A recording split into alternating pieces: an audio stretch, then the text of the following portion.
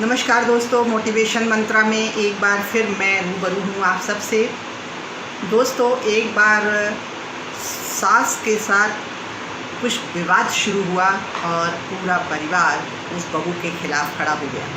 सास ने कहा कि तेरी जात ही क्या है, तेरी औकात क्या है। उसने कहा मेरी जाति, मैं जाति विहीन हूँ। सब आश्चर्यचकित होकर उसे देखने लगे। जाति विहीन से क्या मतलब? उसने कहा जब एक माँ बच्चे को जन्म देती है, जब एक औरत जब बच्चे को जन्म देती है और वो माँ बनती है, जब वो बच्चे की गंदगी साफ करती है तब वो शूद्र हो जाती है। जब बच्चा थोड़ा और बड़ा होता है और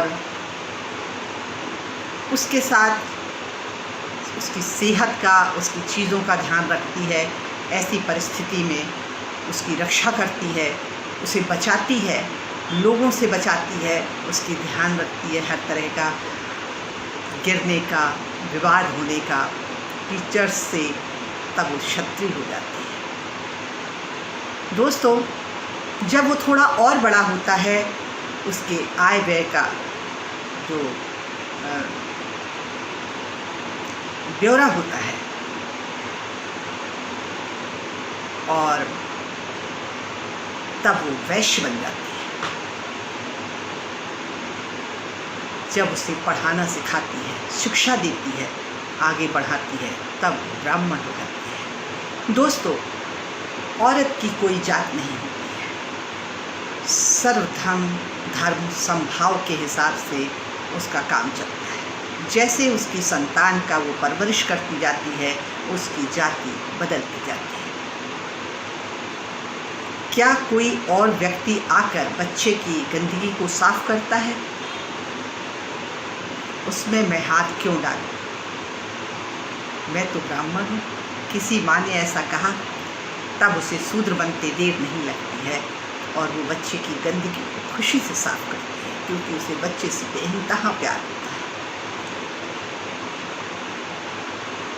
थोड़ा बच्चा बड़ा होता है तो उसकी हर कदम गिरने में, करने में हर तरह से सपोर्ट और साथ देती है। तब क्या कोई आगे बढ़कर बच्चे की परवरिश करता है, उसे विपरीत परिस्थितियों से बचाता है, उसे लोगों से सुरक्षित रखता है? वो माँ ही होती है। तब वो बेझिझक क्षत्रिय बन जाती है, हर कदम पर हर जगह पहुँच जाती है और अपना गौरव महसूस करती है अपने बच्चे की सुरक्षा के लिए। थोड़ा बच्चा और बड़ा होता है और आगे चल करके जब उसकी पढ़ाई लिखाई और व्यवस्था होती है, तो दोस्तों, कई फादर को तो ये भी पता नहीं होता है कि बच्चा किस क्लास में है। ये माँ ही है जो तमाम विपरीत परिस्थितियों में अंदर से पैसे निकाल कर, ज्वेलरी बेच करके तमाम विपरीत परिस्थितियों में बच्चे की न सिर्फ परवरिश करती है बल्कि हर तरह से सपोर्ट करती है। मैं ये अपवाद कह रही हूँ, ऐसा नहीं है कि हर फादर एक से होते हैं। फादर के भी एक दूसरा पहिया है जो परिवार रूपी गाड़ी बढ़िया चलती है। लेकिन जिस तरह का प्रश्न औरतों से किया जाता है, उसके जवाब में मैं ये बता रही हूँ, वो माँ ही होती है कि कब परीक्षा 6 मंथली आ रहे हैं, कब परीक्षाएँ उसकी पूरे, कई बार तो रात भर जाग कर जो कुछ उसने याद किया है वो सुनती है। तो उस समय वो किसी ब्राह्मण की भूमिका होती है, शिक्षक की भूमिका में हो जाती है। दोस्तों, फिर जब बच्चा और बड़ा होता है, जब उसे आय व्यय की चीज़ें सिखाती है, सो कुछ सामान मंगाती है, कुछ लॉस होता है, कुछ प्रॉफिट होता है, तो वो बताती है कि ये इतने का आता था, ये इतने का हो सकता था, थोड़ा महंगा आप ले आए हो, थोड़ा सस्ता आप ले आए हो। इस तरह से जो उत्साहित करती है, उस समय वो वैश्य की भूमिका में होती है। इस तरह औरत की कोई जात नहीं होती है। दोस्तों, बात मैं यहाँ औरत की जात नहीं, मैं औरत की बात नहीं कर रही हूँ। मैं बात कर रही हूँ किसी बच्चे की परवरिश के लिए। एक माँ कई रूपों में अपने बच्चे के साथ खड़ी हो जाती है। किसी भी बच्चे के कामयाबी के लिए कुछ चीज़ें ज़रूरी होती हैं और ये हमें नोट करना चाहिए। सबसे पहली चीज़ जो बहुत ज़रूरी होती है वो है कि वो हैप्पी रहता है या नहीं रहता है। अगर बच्चा खुश रहता है तो निश्चित रूप से आने वाले समय में वो विपरीत परिस्थितियों का डटकर मुकाबला कर सकता है। उसका चेतन और अचेतन मस्तिष्क का प्रभाव जो है, हंसमुख स्वभाव, उसके स्नायुओं पे इतना अच्छा पड़ता है कि वो स्वस्थ भी रहता है। तो बच्चे को हैप्पी रहना सिखाइए, खुश रहना सिखाइए। घर का माहौल कुछ इस तरह का हो कि बच्चा खुश रहे। माँ बाप को जैसा देखता है वैसा ही बनता है। अगर माँ बाप बहुत ही सीरियस रहते हैं, गुमसुम रहते हैं, उदास रहते हैं, नकारात्मक रहते हैं, तो इसका प्रभाव बच्चे पर भी पड़ता है। कोशिश करिए कि आप घर के माहौल को ऐसा बनाएं कि बच्चा खुश रहे। दोस्तों, दूसरा जो सबसे महत्वपूर्ण चीज़ बताई गई है वो है हेल्दी। बच्चे को की सेहत परिवार के ऊपर निर्भर करती है, ख़ास तौर से माँ के ऊपर निर्भर करती है। बच्चे को क्या खिलाना है, कितनी पौष्टिकता देना है, या उसकी आदतों में क्या सुधार करना है। शुरू में बच्चे को पसंद नहीं आता है, लेकिन हम नज़रअंदाज कर देते हैं। उसे जो पसंद आता है हम उसे वो दे देते हैं। कई बार हम उसे चॉकलेट, कई बार हम उसे अंकल चिप्स, कई बार हम उसे कोल्ड ड्रिंक, ऐसी चीज़ें खिलाते पिलाते रहते हैं, जिसका प्रभाव पड़ता है कि बच्चे की आदत में शुमार हो जाता है। उसे खाना अच्छा नहीं लगता है, पौष्टिकता की तो दूर की बात है। तो दोस्तों, हेल्दी रहे बच्चा आपका, इसलिए शुरू से ही छोटी छोटी आदतें आप डालिए और घर में इस तरह का माहौल बना के रखिए। घर का खान पान इस तरह का रखिए, ज़्यादा तला हुआ ना हो और सिंपल भोजन हो, संतुलित भोजन हो, जिसका प्रभाव हमारे शरीर पर पड़ता है। जब बच्चा बचपन से ही देखता है कि खाना जब भी लगाया जा रहा है, सलाद की प्लेट सबसे पहले लगती है और सलाद ख़त्म करना अनिवार्य होता है, तो ये जब बड़ा होगा, हॉस्टल जाएगा या कहीं बाहर जॉब पर जाएगा, तो भी वो सलाद की प्लेट ज़रूर लगाएगा। तो इस तरह से हेल्दी होना बच्चे के लिए बेहद ज़रूरी है। हर छोटी छोटी तकलीफ़ों में दवाइयों का लेना हमारी प्रतिरोधक क्षमता को बहुत कम कर देता है।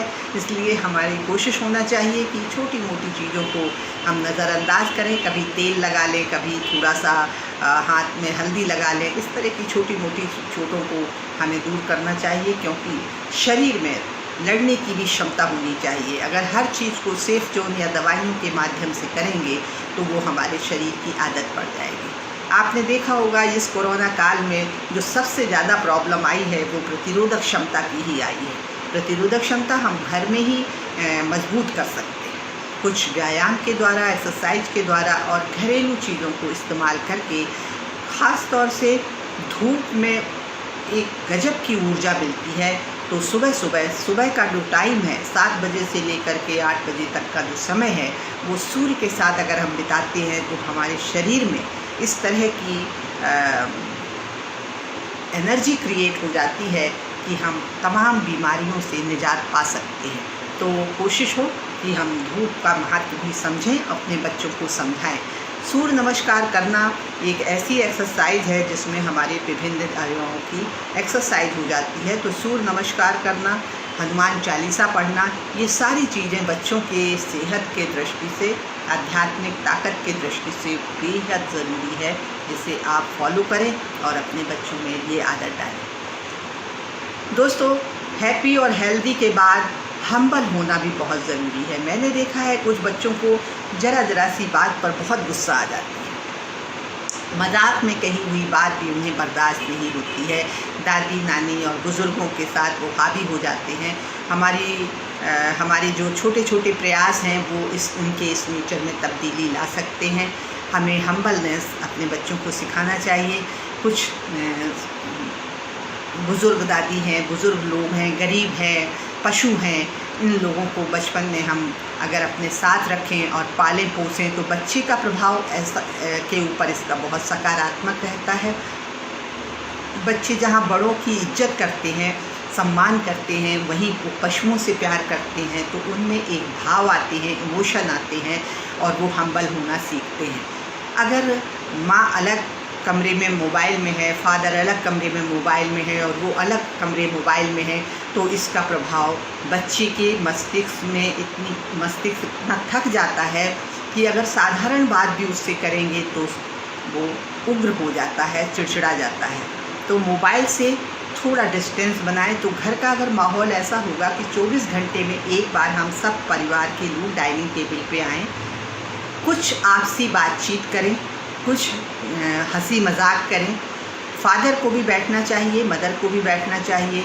और इससे फ़ायदा क्या होगा कि हम अपने बच्चे की कमज़ोरियों से भी रूबरू हो जाएंगे और साथ में हम बच्चे को एक परिवार का जो माहौल है वो ऐसा देंगे कि कहीं भी विश्व के कोने में जाएगा उसे वो दोपहर का खाना ज़रूर याद आएगा। तो आप 24 घंटे में कोई भी एक समय निश्चित करिए जब पूरा परिवार एक साथ बैठे, ये बहुत ज़रूरी है। तो बच्चों में हैप्पी हो, हेल्दी हो, हम्बलनेस होनी चाहिए और ऑनेस्ट होना चाहिए। ऑनेस्ट का मतलब ये है कि जब बच्चा छोटा था और किसी ने घंटी बजाई तो हमने देखा कि उसने साफ साफ हमने बोल दिया कि हम नहीं हैं, ऐसा तुम बोल दो। अब वो कह रहा है आप तो हैं पापा। बोले बोला ना, तुम उनको ये बोलो कि हम नहीं हैं। अब वो बड़ा कंफ्यूज हो जाता है कि पापा तो हैं और नहीं हैं, नहीं हैं लेकिन पापा तो हैं। ये कन्फ्यूज़न उसके दिमाग में जड़ कर जाता है और आने वाले समय में वो झूठ बोलना सीखता है और हम उसे झूठ बोलना सिखाते हैं। दोस्तों, ये छोटी आदतें हमारे लिए शायद उतना फ़र्क ना डालें, लेकिन आप अपने बच्चे के जीवन में जहर घोल रहे हैं, उसे झूठ बोलना सिखा रहे हैं। तो कोशिश होनी चाहिए कि बच्चे ऑनेस्ट हों। ईमानदारी का कोई विकल्प नहीं है। जब भी आप ईमानदार होंगे कैरियर के मामले में, खान पान के मामले में, सामाजिक तौर पे, तो निश्चित ही आपको देर से सफलता मिल सकती है, देर से कामयाबी मिल सकती है, लेकिन आपको लंबे समय तक के लिए कामयाबी मिलेगी, स्थायी कामयाबी मिलेगी।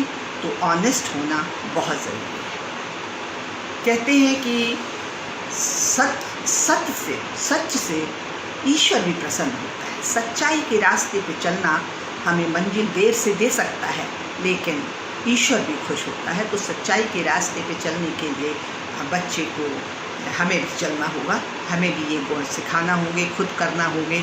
अगर हम ही झूठ बोलेंगे तो बच्चा तो सिखाने से नहीं सीखता है, वो देख के सीखता है और वो भी वही करेगा जो हम करते हैं। तो बच्चे को ऑनेस्ट होना बहुत ज़रूरी है। सबसे आखिरी जो चीज़ है वो ये कि हाई थिंकिंग होना चाहिए। ज़्यादातर क्या होता है कि हम बच्चे से कह देते हैं, बच्चा कहता है पापा आज होटल में खाना खाने चलें। हम कहते हैं बेटा हमारी औकात नहीं है, हम नहीं जा सकते हैं और हम ऐसा नहीं कर सकते, हम ये नहीं खरीद सकते हैं, हमारे बस की बात नहीं। अरे बेटा ये तो आप सोचिए मत, ये तो चादर हमारी जितनी हो उतने में ही हमें पैर। हम उसके अवचेतन मस्तिष्क में ये बातें इस कदर भर देते हैं कि बच्चा बाद में प्रयास ही नहीं करता है, क्योंकि हम कर नहीं सकते हैं, हम उस जगह पहुंच नहीं सकते हैं।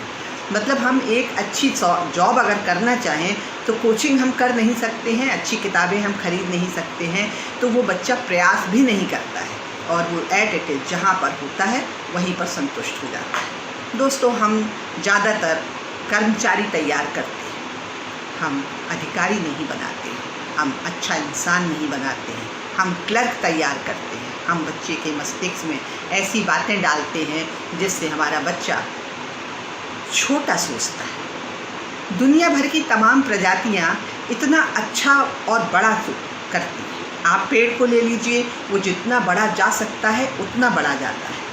आप किसी भी जानवर को देखें, वो उसमें जितनी क्षमता हो सकती है उतनी वो दौड़ सकता है, उतना वो दूध देता है, उतना वो आगे खेत जोतता है। लेकिन मनुष्य एक ऐसा है जो थोड़े से में संतुष्ट हो जाता है और सेफ जोन में चला जाता है, कंफर्ट जोन में चला जाता है। दोस्तों, हमें खुश होने की बात ये नहीं है कि हम इतना कामयाब हो। मज़ेदार बात तो ये है कि हम जितने कामयाब हो सकते थे, क्या हम उतने कामयाब हुए? अगर हम दूसरे को ये देखकर खुश हैं कि वो 10 पर है और हम 20 पर पहुंच गए हैं, तो दोस्त ये गलत चीज़ है।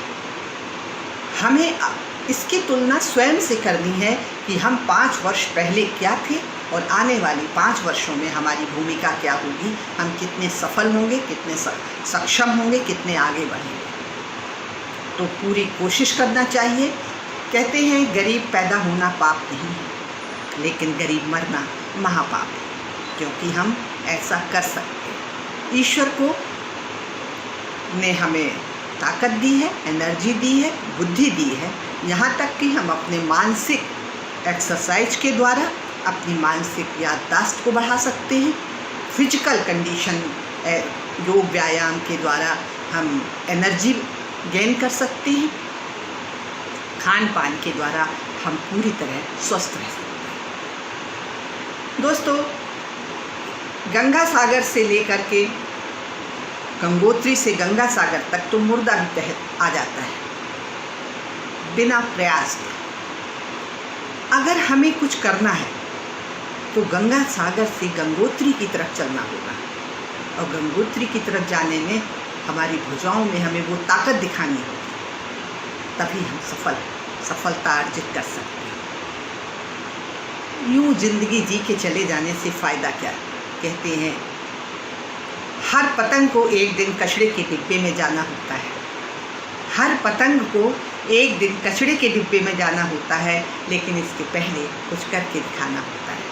इस आने और जाने के बीच का जो समय है दोस्त, उसमें हमें कुछ ऐसा करना चाहिए कि आने वाली जनरेशन याद रखे, हम पर गर्व करे। यूँ तो हम भी मिट्टी हो जाएंगे, हम भी दुनिया से चले जाएंगे, लेकिन कुछ ऐसा करें जिससे हमारी पीढ़ी हम पर गर्व करे और आगे आने वाले समय में देश के लिए, परिवार के लिए, समाज के लिए वो सक्षम हो, सबल हो। इन्हीं शुभकामनाओं के साथ आप सबसे विदा लेती हूँ। मुझे विश्वास है कि आप अपने बच्चों में इन 5 आदतों को डेवलप करेंगे और अपनी पीढ़ी को एक सशक्त नवयुवक, नौजवान तैयार करेंगे, क्योंकि ये सिर्फ आपके बच्चे नहीं हैं, ये देश की धरोहर है। इस धरोहर को सींचिए इस तरह से कि वो देश के काम आ सकें। यही देश के प्रति हमारी सही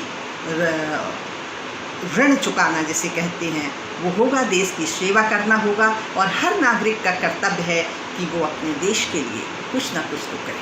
जितना हम कर सकते हैं हम ऐसे नौजवान तैयार करें अपने घर में ही कि वो देश के प्रति थोड़ा रुझान हो, अपने शारीरिक रूप से वो बीमार ना हो, मानसिक रूप से वो बीमार ना हो और सक्षम हो, आत्मविश्वासी हो, आत्मशक्ति हो उनमें।